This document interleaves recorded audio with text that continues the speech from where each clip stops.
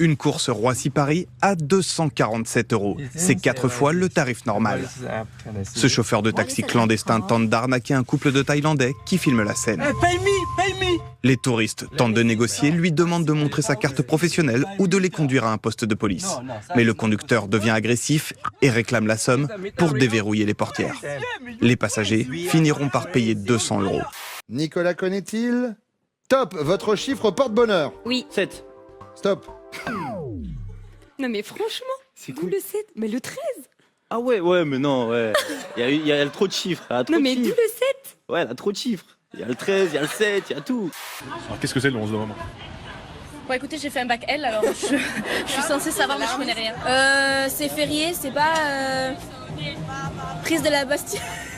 Le 11 novembre, c'est pas les tours jumelles, non, c'était le 11 septembre. C'est un attentat. Non, pas un attentat. C'est quoi? C'est l'armistice. Qu'est-ce qui prend la photo? Chancelier Allemagne.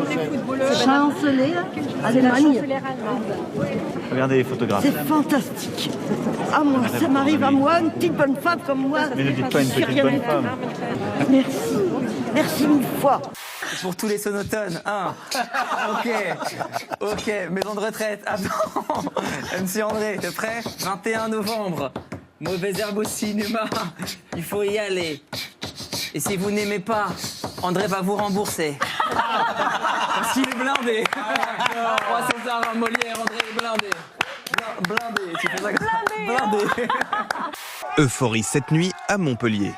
40 gamers ont récolté plus d'1 million € de dons pour Médecins sans frontières. Un record pour The Event, un marathon caritatif annuel de jeux vidéo. Depuis vendredi, les participants se sont relayés sur des titres comme Fortnite, League of Legends ou autour d'une partie d'échecs pendant 50 heures non-stop. Les internautes qui ont suivi l'événement en direct se sont montrés très généreux. On était avec les fans pour la montée des marches et comme d'hab, on a laissé traîner notre micro. Mais tu sais que mes jambes elles tremblent encore là. Patrick Bruel. C'est bon, ça fait un quart d'heure, il est sur le tapis. Moi j'adore les vampires. Ça m'excite. J'aime bien quand même. Petit étranglement. Comme si, tu vois, comme ça, par là. Bref, Jeanne, dis-nous quel est ton style d'homme parce que là on est un peu paumé. Moi je veux un mec. Je m'en fous en fait, je veux tout. Kenji, la photo, Kenji.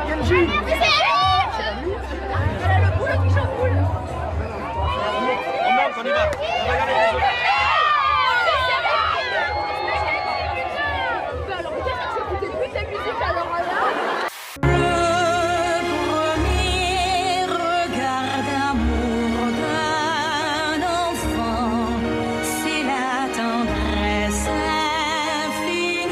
Non.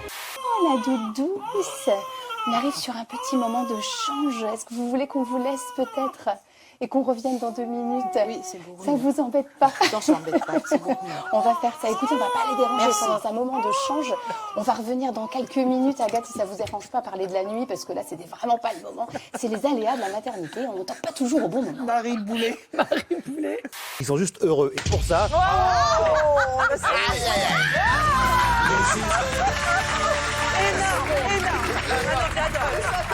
Attention, il en a 3 dans l'émission. S'il a choisi de se retourner, c'est pas pour faire cuire c'est pas pour faire cuire des haricots verts.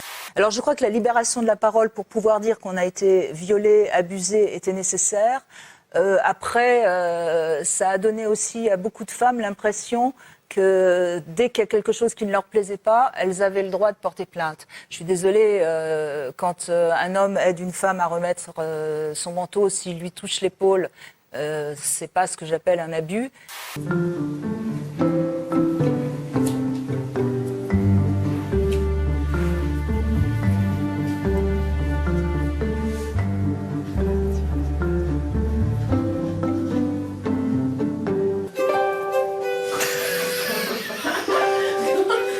Est-ce que je peux faire une petite réflexion pas très MeToo, Anna? Ça Oui. vous va très bien cette coupe de cheveux. Par les temps qui courent, je sais pas si on peut encore, mais C'est sexiste de faire un un compliment. peu, Ne donc je l'oubliez m'excuse en pas, avance, voilà. Benjamin. Que moi, ça fait quand même plus de 10 ans que je travaille sur les abus sexuels et sur le viol. Ça a énormément bougé en 10 ans. D'accord. Et je ne suis pas sûre que cette accélération soit forcément bénéfique parce que justement, les hommes aujourd'hui, par exemple, il y a des médecins urgentistes qui n'osent plus toucher une femme pour l'ausculter, j'entends bien, s'ils sont seuls face à elle. La clientèle est féminine principalement. Les employés, eux, sont des hommes à 100%. S'il n'y a pas de coiffeuse ici, c'est parce qu'en Inde, ce sont les hommes qui travaillent, quel que soit le secteur d'activité. Les clientes sont habituées. Dans notre pays, en général, les femmes ne travaillent pas. Elles restent à la maison, s'occupent des tâches ménagères et prennent soin des enfants. La fête des célibataires, c'est tous les ans, le 11 novembre en Chine. On décrète qu'il est de bon ton de se faire un petit cadeau à soi-même lorsqu'on est célibataire. Donc tout le monde va en ligne faire des emplettes. Il y a évidemment des promos monstres qui sont organisés. Quand le mari rentre du travail, il est fatigué. Il doit donc se reposer. Ne m'interromps pas quand je parle. Donc la femme doit rester à la maison et elle doit apprendre à faire les tâches ménagères avec son cœur et en étant attentionnée. Il est évident que la pornographie est faite pour redonner de la fantasmatique aux gens et non pas pour la tuer. Et c'est vrai qu'aujourd'hui, c'est un support de consommation à masturbation, la pornographie d'aujourd'hui. Mais en même temps, c'est aussi en défendant la pornographie qu'on pourra peut-être lui redonner une place et lui redonner un petit peu de ses lettres de noblesse. La première fois que j'ai rencontré Anthony, il m'a montré des vidéos, des guirlandes, etc. Pour la première rencontre, on s'attend toujours à voir autre chose que ça. Mais c'est un petit peu inquiétant, premier rendez-vous quand même, il y a d'autres trucs à se raconter, non? Le premier rendez-vous Je te montre ma guirlande. Ah mais il lui a montré sa guirlande, écoute laquelle on sait pas, mais en tout cas il lui a montré une guirlande. Voilà. Ça marche avec les boules aussi. Dans chaque ville où on passe, on est passé à Toulouse il y a quelques jours, il y a eu une agression d'une jeune lesbienne. À Rouen, une agression d'un jeune, c'est de plus en plus violent parce que il y a des, voilà, je trouve que la démocratie en général, et c'est important que la musique le dise, ne se défend pas assez face à des gens qui mentent et qui accusent les autres, enfin qui sont intolérants. Et je trouve que la démocratie devrait être intolérante avec les intolérants. Si vous frappez un média, vous êtes certain de la réaction. Certain, absolument. Et vous déclenchez toujours la même chose. Mais c'est automatique. Toute la caste arrive. Ah non, non, vous n'avez pas le droit de parler comme ça. C'est-à-dire que vous faites ce que vous voulez, de toute façon, ils aboient.